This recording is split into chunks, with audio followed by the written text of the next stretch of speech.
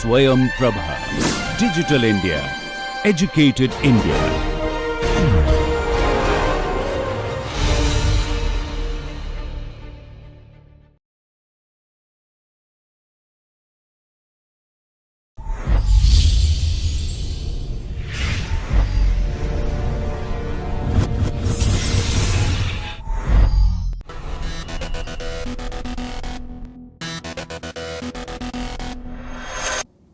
So far, we have been looking at some of the concepts of language learning. Before that, we talked about language, and we saw that language is a sophisticated product of human mind. Human mind has a great role to play in language learning.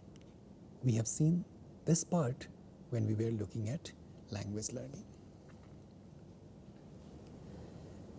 We have seen that findings of the study of language in the domains of linguistics has contributed a lot to the understanding of both language and human mind. We looked at generative mechanism, we looked at innateness hypothesis, we have looked at acquisition and learning process so far. Just to repeat the last point about language computation, the uncovering of rules from the input that human mind receives is called language computation. Generative apparatus helps uncover rules from the input that it receives from immediate society, and that is what is responsible for us learning language. Now,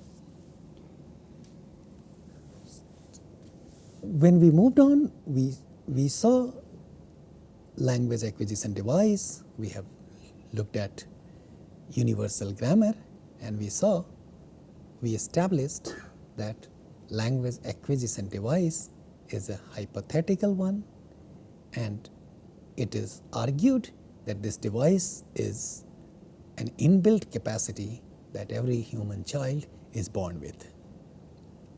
Universal grammar is a set of principles and parameters.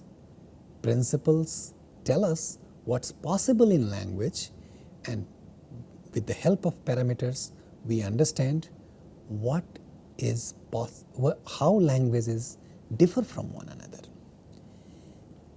These things result in a body of knowledge which is called knowledge of language. We have elaborated on this last time. The knowledge of language is a special body of knowledge that we develop while uncovering rules through input, and this knowledge, this specific type of knowledge, is special in the sense that we know, but we don't know that we know those rules. We have taken several examples. For example, if we know all the words of our language, the evidence of this is what we have seen, that if I am given a word, it takes me no time to make a judgment whether the word belongs to my language or not. This shows in a way that I know all the words of my language, but if I am asked to write all the words, I won't be able to do so. That means I know them, but I don't know that I know them all. In other words, it is hidden. It is dormant kind of knowledge. All right, and generative capacity is what works underlying all these things. Now, I can assure you that you have started to think about the role of human mind in language learning. So, take a note of two terms, generative capacity and linguistic computation. And the terms that we have seen so far in our discussions, along with the foundation of language acquisition. These things are going to be helpful in understanding what we have to discuss further. Let us move on to look at the system in a different way. We want to spend a little bit time on what is called human and non-human systems of communications. To differentiate the two, human system of communication is language, and this is what is called natural language, the language that people speak. The object of inquiry for linguists and the object of inquiry for cognitive scientists with respect to language is spoken language. This is called human system of communication as well. Now, there are certain unique features of human communication. The first thing is recursiveness. Human language is recursive. What does this mean? It simply means that a sentence in a human language can be infinitely long. We can have several words on the basis of a limited set of symbols, that is limited set of sounds, can help us create lot many words.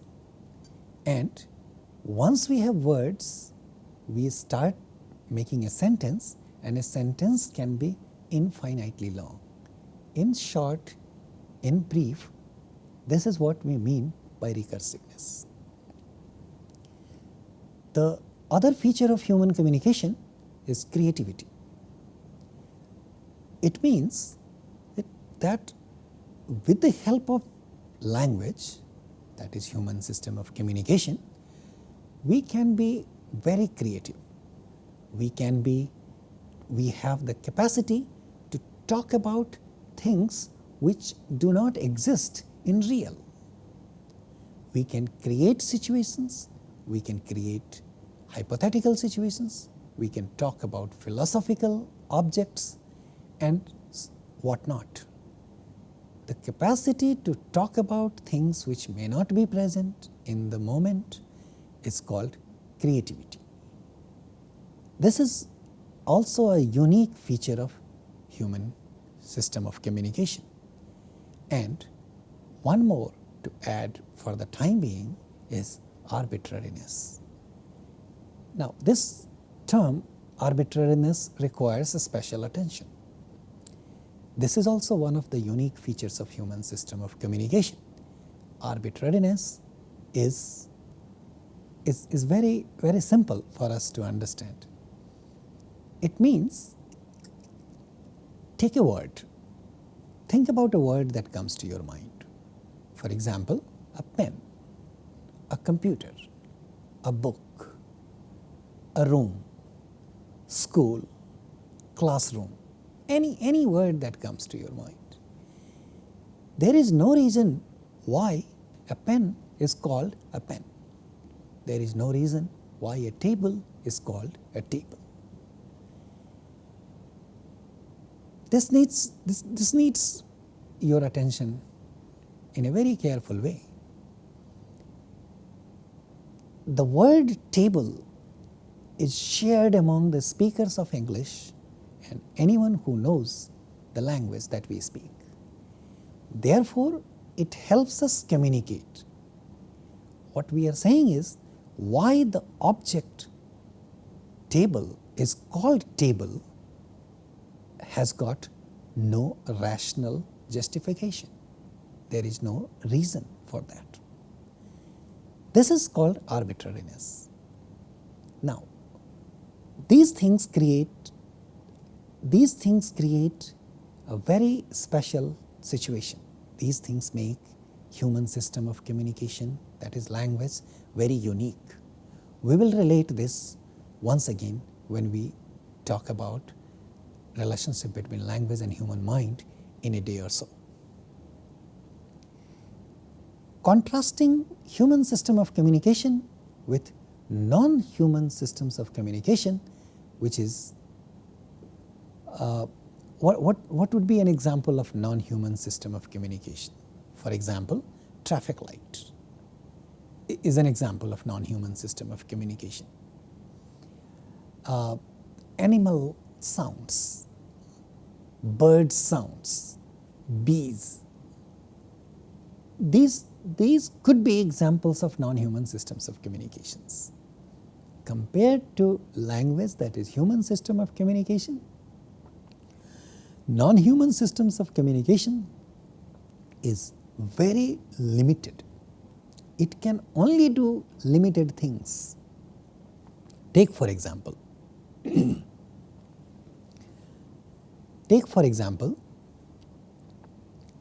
traffic lights.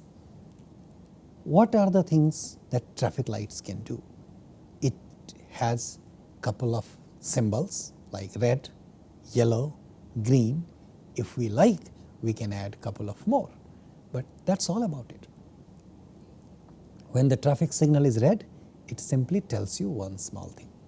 When the traffic signal is green, it simply tells you another, which is when it is red, stop, when it is green, go. It doesn't say anything else, it doesn't say more. This is what we mean by being limited, the symbols being limited in giving us meaning. Traffic signals is just one example. Similarly, if we take more examples of animal communications, let's take the example of dogs barking. Dogs would bark in couple of different ways, and then we can also possibly interpret them in a couple of different ways, but that's all about them. The barking of dogs, dancing of honeybees, traffic signals do not have the capacity of recursiveness, do not have arbitrariness involved in them, do not have creativity involved in them. On the basis of these three examples, we can categorically mention that human system of communication is far more complex than non-human systems of communications. And this is why we say non-human systems of communications are limited. Arbitrariness, to tell you something about arbitrariness once again, is possible in human system of communication because with the limited system, limited sounds, we can have many words. We can have, with limited words, we can have infinitely long sentences. And this is possible because of recursiveness, this is possible because of arbitrariness, and together they give us creativity. All right. So, such is the complexity involved in human system of communication. Now, we will come back to this also. I want to take you through a new topic today as well. We have talked about language learning. We have talked about what happens in language learning. We have talked about the role of language acquisition device, how a human child is born with language acquisition device, what language acquisition device has in it, what universal grammar does, what principles and parameters do, and how we uncover rules with the help of generative apparatus, and so on. Let's take examples. Take a moment and think. Have you seen a child around you? Have you seen a child growing around you? How closely have you observed a child? If you have, then you will witness the following things. If you haven't, think about them, and next time you observe a child, see whether these things work or not. To a very young child, let's say a newly born baby, let's say a baby which is couple of days old or a week or two old. Anything that people talk around a baby, a too young baby, anything that you talk around the baby sounds like noise to the baby. That is because at this stage, babies have not started figuring out what is being spoken. And this figuring out means uncovering rules on the basis of what is being spoken. At that time, and the moment people start speaking, in few seconds, in a few minutes, babies would probably start crying, and they would cry a lot. One of the reasons for that is when things are being spoken around them, they don't make sense, they create discomfort, and babies probably don't like them. Therefore, they cry. Crying may have many other reasons for that, but I am mentioning just one of them. That stage has been identified as crying. I'm going to be talking about a couple of more stages. These things have been discussed in details by one of the famous linguists and cognitive scientists, Ray Jackendoff, in his book, Patterns in Human Mind. Once babies get out of this stage, the second stage that begins is called babbling. At that time, probably babies have started moving lips.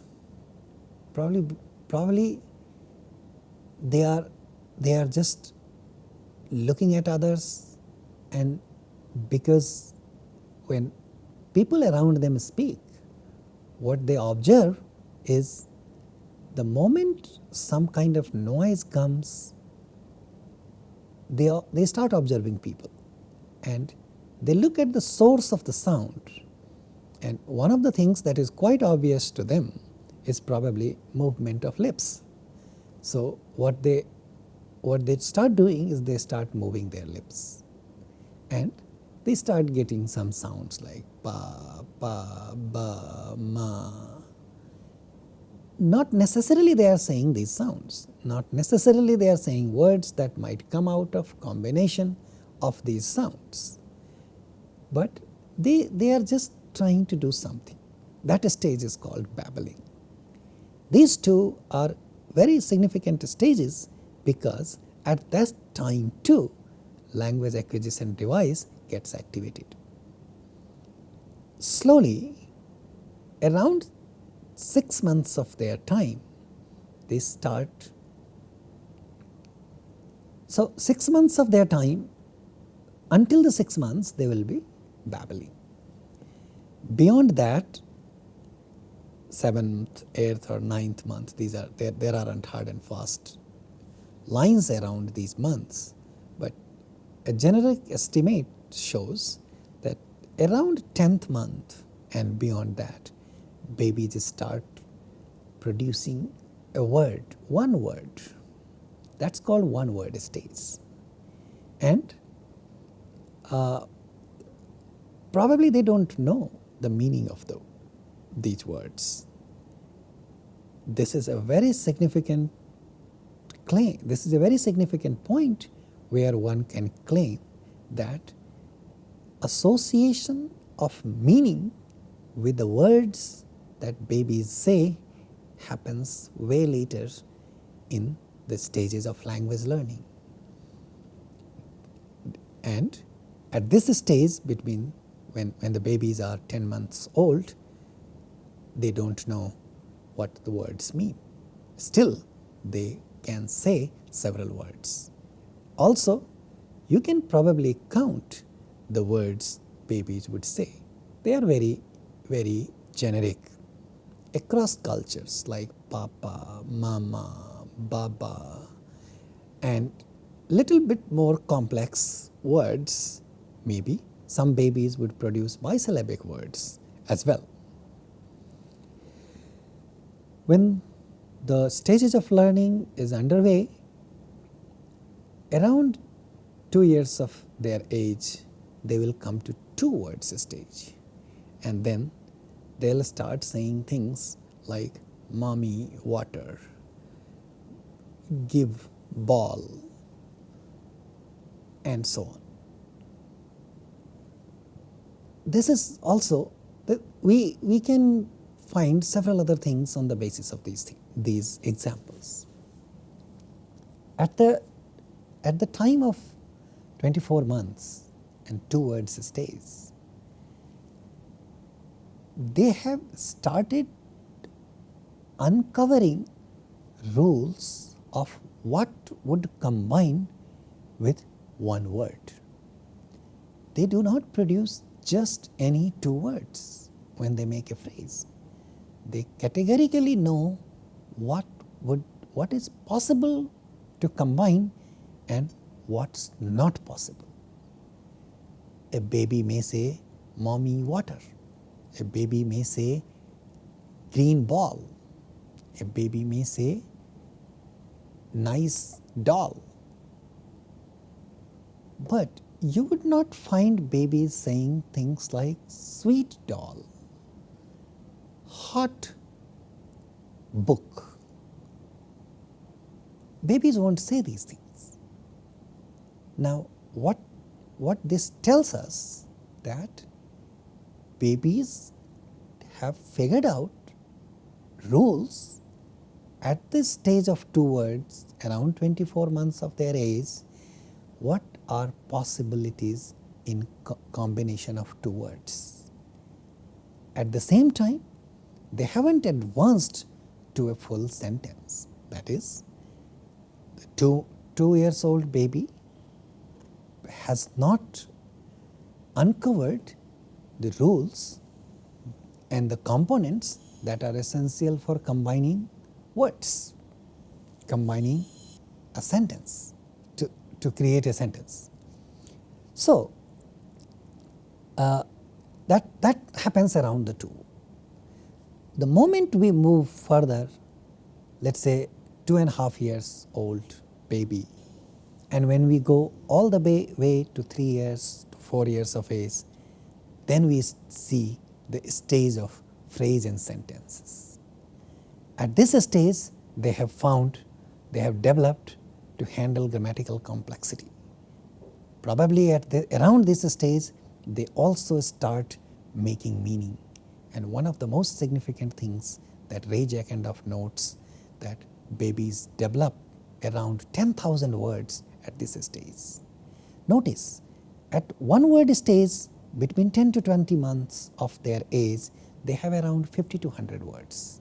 And at the age of, let's say 3.5 or 4, they have 10,000 words. This happens in a miraculous way. This is a miraculous development. And if you look at these stages of learning, they coincide very nicely with the generative apparatus that we have discussed. These stages work, and they tell us that learning of language is not really a stimulus and response. The input is very limited and the output is massive. What we saw last time, take an example from here. It's difficult for people to keep track of the number of words that children know at the age of 4. It was very simple at the age of 20 months, but at the age of 24 months or at the age of 36 months, it's very difficult for us to keep track of the word. It's not possible for them to have heard all those words. It's definitely not possible that they have gone through those words. The role of human mind is visible right here. We'll continue looking at this. Thank you.